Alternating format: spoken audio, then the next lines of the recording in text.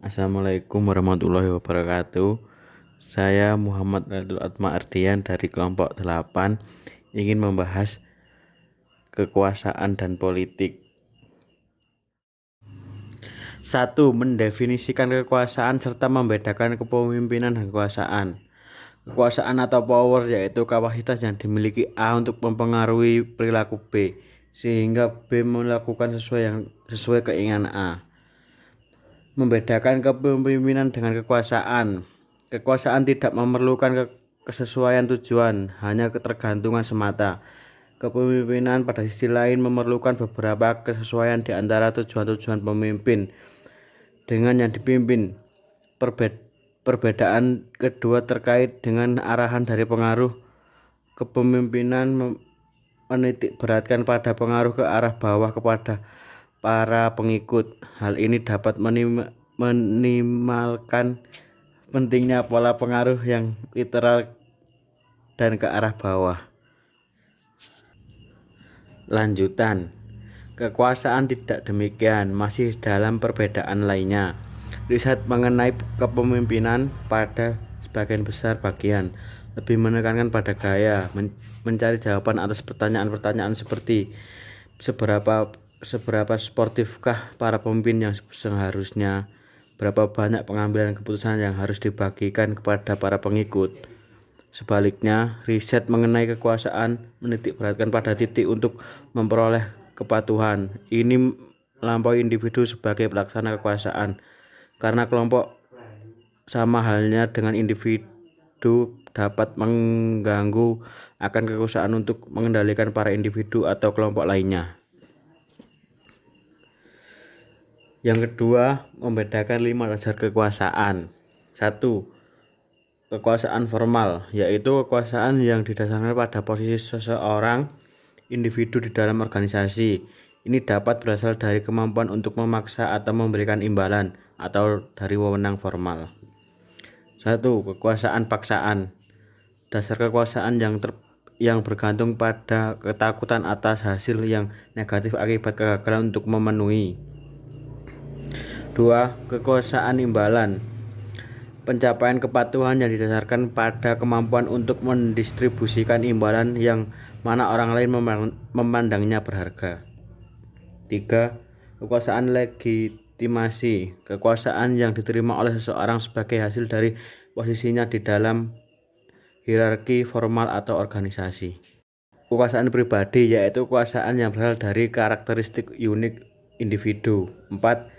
Kekuasaan karena keahlian, pengaruh yang didasarkan pada keahlian atau pengetahuan khusus.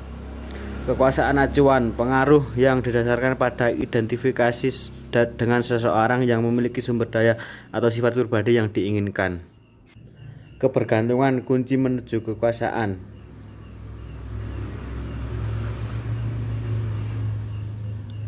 3. Menjelaskan peran dari kebergantungan dalam berhubungan dengan kekuasaan.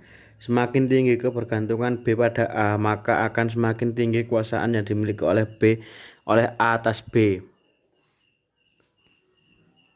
Apakah yang menciptakan kebergantungan? 1. Pentingnya memiliki sumber-sumber penting. Kelangkaan sumber daya. 3. Tidak tergantikan atau sumber daya tak tergantikan. 9. Pengaruh taktik yang berbeda. 1. Legitimasi. 2. Bujukan yang rasional. 3. Daya tarik yang menjadi sumber inspirasi. 4. Konsultasi. 5. Pertukaran. 6. Daya tarik pribadi. 7. Menjilat. 8. Tekanan. Dan 9. Koalisi. 5. Menunjukkan hubungan antara pelecehan seksual dan penyalahgunaan kekuasaan. Pelecehan seksual adalah segala aktivitas yang tidak diinginkan atas keadaan seksual yang mempengaruhi pekerjaan seorang individu dan menciptakan lingkungan kerja yang tidak nyaman. Sebagian besar riset menjelaskan bahwa konsep kekuasaan penting untuk memahami pelecehan seksual. Pelecehan seksual lebih cenderung terjadi ketika terdapat perbedaan kekuasaan yang besar. Penyebab dan konsekuensi dari perilaku politik. 6. Mengidentifikasi penyebab dan konsekuensi dari perilaku politik. faktor-faktor yang memberikan kontribusi bagi perilaku politik. Yang pertama, faktor individu, yaitu pengawasan diri sendiri yang tinggi, tempat kendali secara internal, kepribadian match yang tinggi, investasi, organisasi, alternatif pekerjaan yang dipandang, ekspektasi atas keberhasilan. Yang kedua, faktor-faktor organisasi. 1.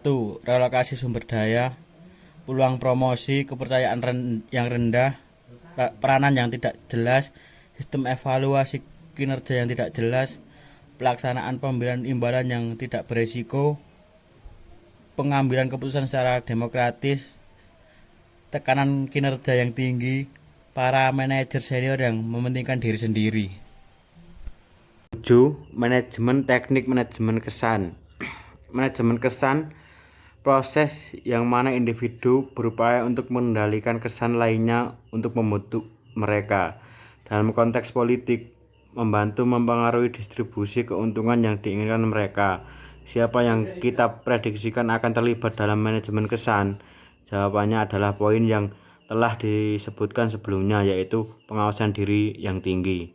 Pengawasan diri yang rendah cenderung untuk menampilkan citra diri mereka sendiri yang konsisten dengan kepribadian, tanpa memperhatikan efek yang menguntungkan atau merugikan bagi mereka. Sebaliknya, pengawasan diri sendiri yang tinggi tepat ketika membaca situasi dan mencetak penampilan mereka serta perilaku untuk menyesuaikan dengan masing-masing situasi.